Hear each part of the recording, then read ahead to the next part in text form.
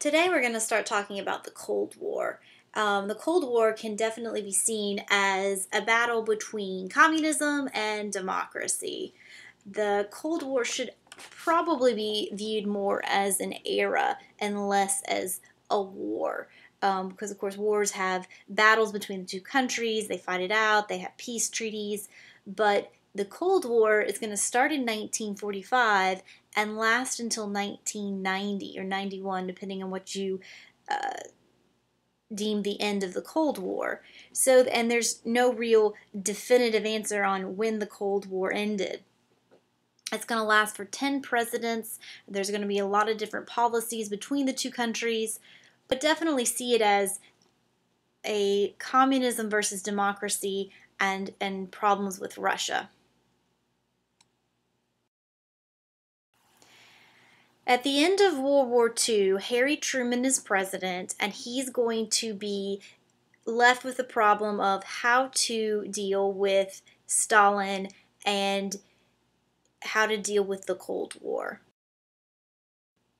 Truman made the decision to drop the bomb on Hiroshima, and a lot of historians say that when he made that decision, he had two objectives.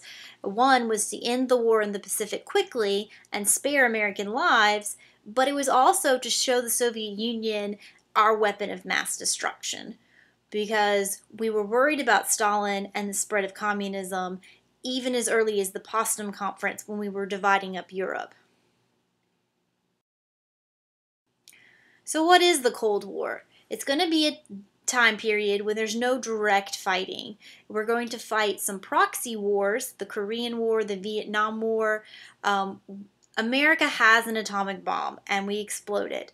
Very quickly after that, Russia is going to obtain the atomic bomb, and suddenly there's an arms race between America and Russia. And it's this time period when the relationship between Russia and America was very tense, and we worried about nuclear war. So let's look at Russia. Russia, of course, was fighting during World War II the Germans along the Eastern Front. Along the Eastern Front is going to be where the war's greatest numbers of losses are going to come from. In the first 15 months of the war, the Soviets, or Russia, is going to suffer 5 million casualties.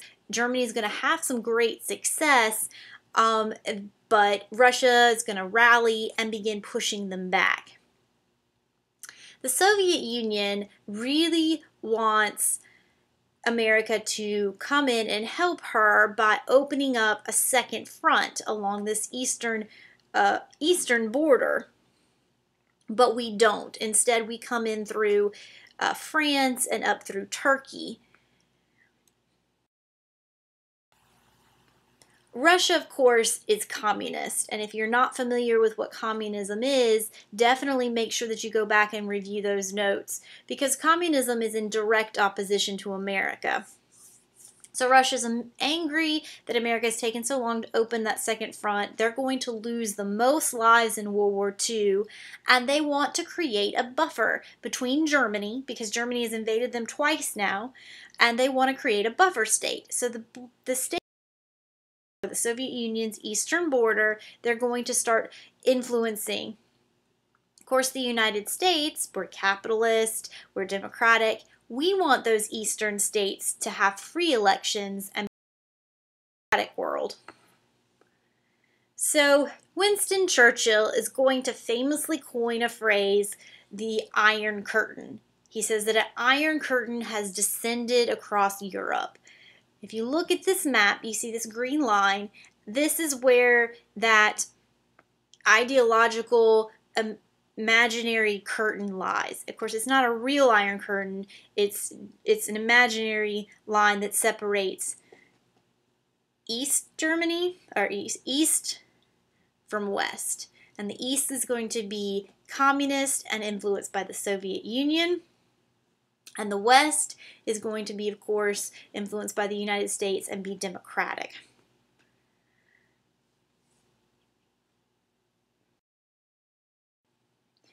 The United States is going to adopt a policy called containment. They're going to say that communism can spread to the Iron Curtain, but go no further. And they adopt this policy because they're afraid of something called the domino theory. What they believe is that if one country were to fall, then another country would fall, and then another, and then suddenly the entire European continent is communist. So we adopt this theory of containment. Truman, to sort of solidify and express what this containment policy is, forms the Truman Doctrine. And the Truman Doctrine says, it is the policy of the United States to support free peoples who are resisting attempted subjugation by armed minorities or by outside pressures. So, of course, that means Russia and communism.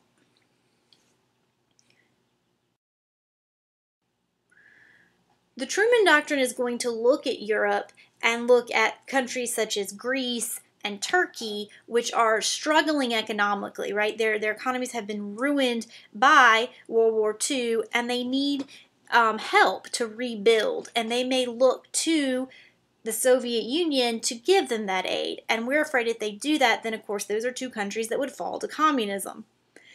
So America says that, well, we will come in and we will help these countries economically. And they develop the Marshall Plan. And the Marshall Plan is basically a way for us to help countries recover economically.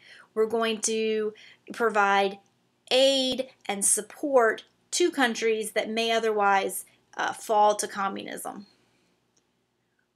The Marshall Plan is also going to help America because it's going to provide markets, right? So like if we're going into a country and they may need time to rebuild and build back their economies, and we need to send them food. Remember, during the Depression, part of the Depression was that farmers lost foreign markets. So this is going to let us continue to keep our economy going by sending them aid. We're so used to in America today being involved in countries and sending countries aid. But remember, during World War I or after World War I, America adopted a policy of being isolationist, right? You know, you do what you want to do, you fix it. This is a much different plan after World War II, and this is the beginnings of when America really does take on that role of providing foreign aid with the Marshall Plan, which is, of course, its goal was to help nations recover economically. So we're stopping the spread of communism through the Marshall Plan.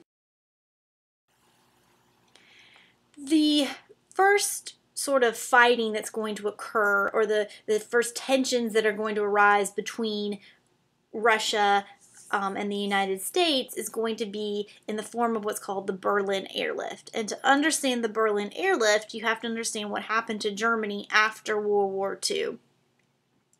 After World War II, Germany was divided up in sections. So here's Germany divided up into 4 sections.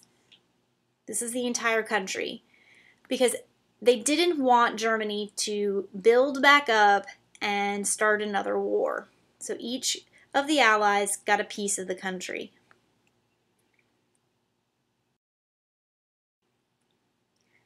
All of the countries wanted a piece of the capital, which is Berlin. But if you look at this map, this is the entire country. Here's Berlin. Berlin, of course, is situated inside of Russian-controlled territory. So what did they do? They divided up the city. So here's the city inside of Russian-controlled German territory. Now this is going to provide opportunity for people who are living in communist-controlled Berlin to escape very easily to these western sectors, because once they're in the French sector, the British sector, then they can leave and go to other countries. And Russia began feeling what's called a brain drain. They would have these scientists and these brilliant thinkers who didn't want to be in a communist country because of restrictions, and they were leaving. So they desperately wanted to keep their people, of course, inside their borders. So they blockaded all food supplies to the western side of Berlin. They hoped that this would drive them out of Berlin, and then Berlin would be a completely communistly controlled, Russia-controlled city. But instead, they dug in their...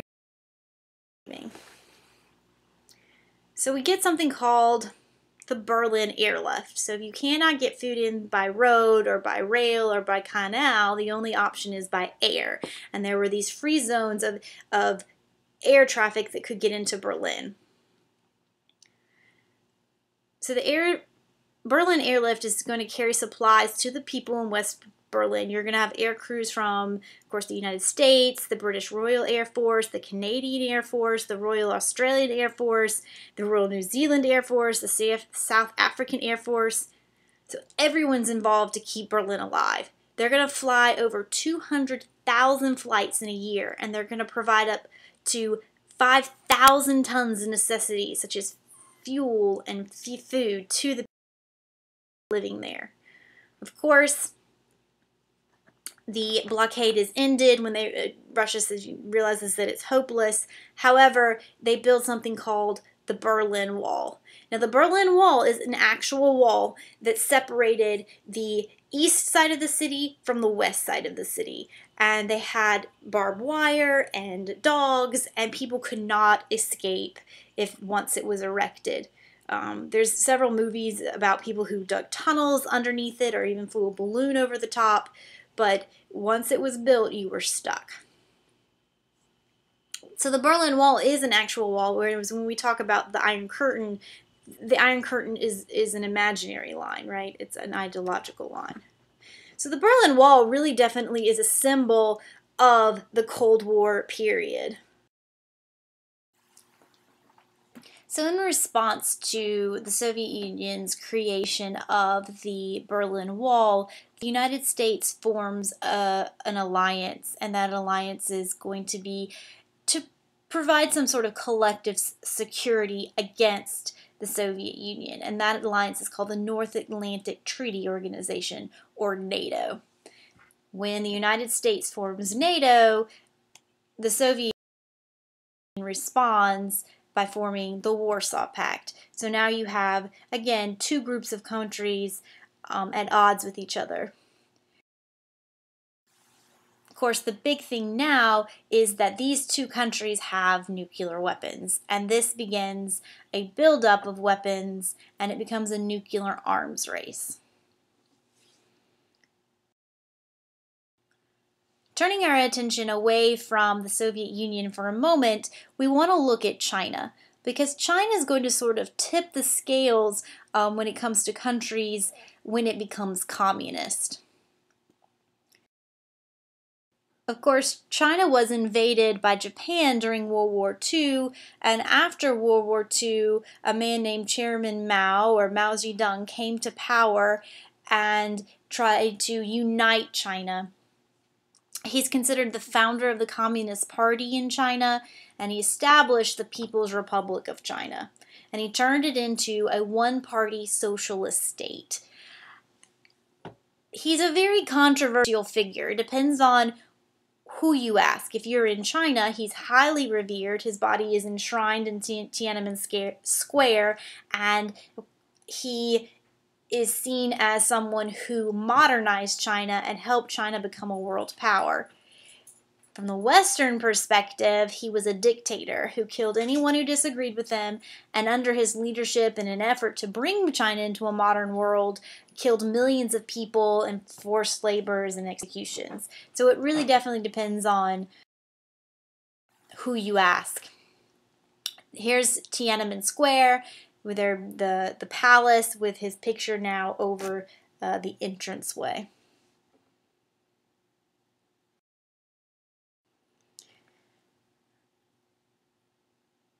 So with China now communist, America is again very concerned about that domino theory, and that with China becoming communist, there's going to be all these smaller countries that are going to be influenced, and that they may fall to communism as well. We're going to look at the three events that are sort of looked at as when the Cold War turned hot, and that's the Korean War, the Cuban Missile Crisis, and the Vietnam War.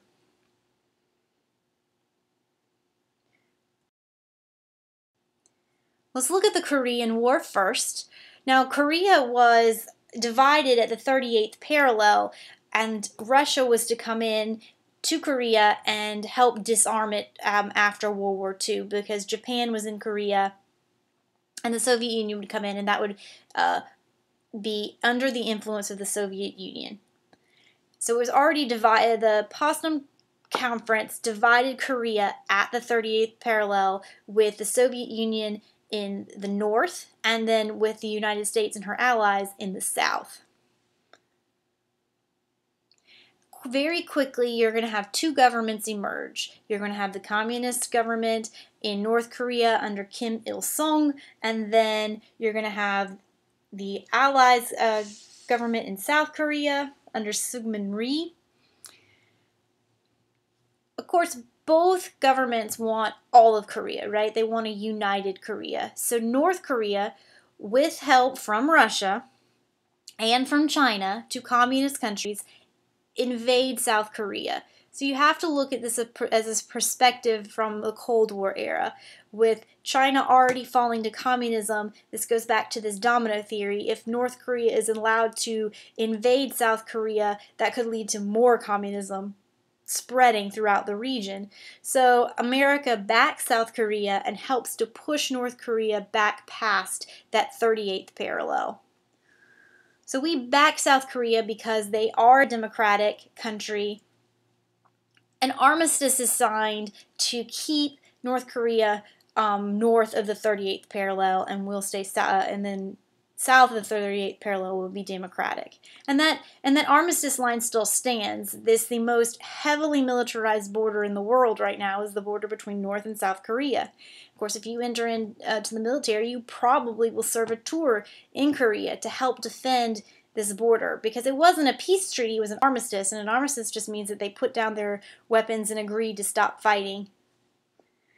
So North Korea was backed by Russia, and so you can see this tension building, that Russia is going to support any country that wants to spread communism, and the United States is going to support any country that wants to be democratic and stop communism.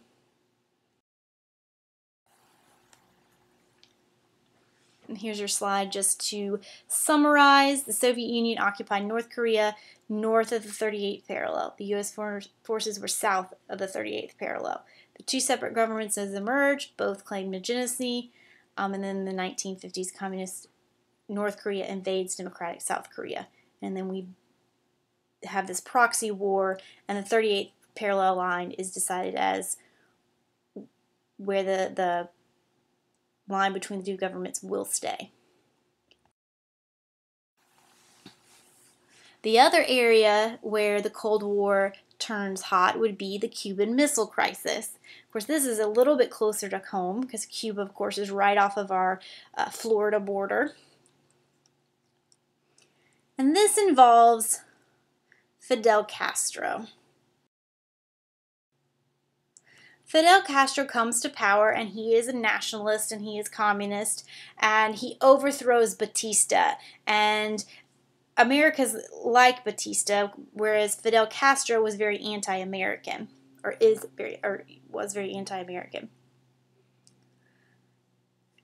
Fidel Castro is going to start reaching out to Russia and developing relationships with Russia, which of course concerns us because Cuba is so close to the American border and we don't want Russian influence so close to our border.